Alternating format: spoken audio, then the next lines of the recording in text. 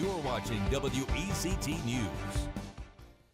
This past week marked the 50th anniversary of the end of the Vietnam War, a war that saw approximately 3,000 infants orphaned and adopted by families here in the United States. Now, adults, many of them have searched for answers to who they are and how they got here.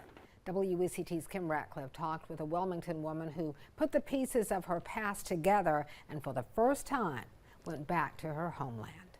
She came to the United States as an infant and grew up in a loving family, but Mary Murray always wondered where she came from. I grew up with people who were Indian, Asian, Jewish, Polish, Irish, and Italian.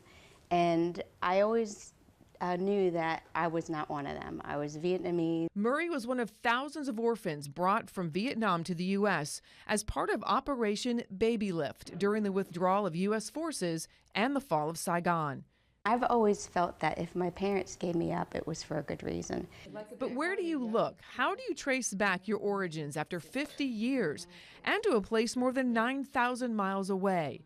Murray started with her adoption papers that listed Sister Kateri Koverman as the nun who delivered her to her American family. 40 years later, Murray and Sister Koverman were able to meet again. She knew exactly who I was right away. Wow.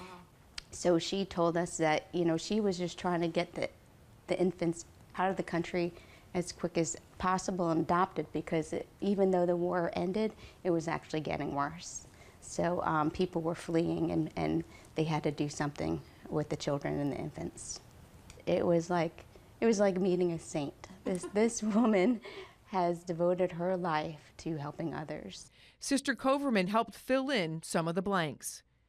Our birthdays may not be correct because sometimes she would take a deceased baby's birth certificate and give it to another baby who didn't have one, because that's how emergent it was to try and get these babies a birth certificate so they can get them out of the country. While she learned how she got here, Murray wanted to see where she came from. She found a Facebook page that helped her connect with other Vietnamese adoptees. Some of them are older than me and some of them are younger than me. So we were adopted around the same time. DNA testing helped Murray find a third cousin in Vietnam and started planning her trip home for the first time. He doesn't speak a lick of English, and the funny part is we've been texting each other on Facebook Messenger for months. And one day I'm like, he just told me he doesn't speak English. I'm like, well, how are you doing this? And he's like, Google Translate.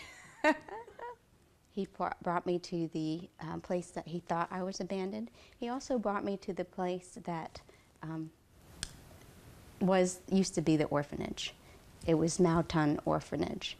And so it's no longer there. Seeing the people, the culture, the food, is so different. It's amazing how the old Vietnam is still there and the new Vietnam just built itself around it. So if you look close enough, you will still see little pieces of the old Vietnam. Now back home with her family, Murray says she doesn't think the trip changed her, but it helped complete her. I think what I went there for when I came out are two different things. I came from this experience realizing I'm not from one place. I'm made up of two places. I am Italian, but I'm also Asian. I'm American, but I'm also Vietnamese. And it's taught me to embrace both of them. Sister Kateri Koverman died just a few months after Murray was able to visit her back in 2016. When she met her third cousin, she said it felt like they had been waiting forever to see her. She's still working to learn more about her birth parents. Still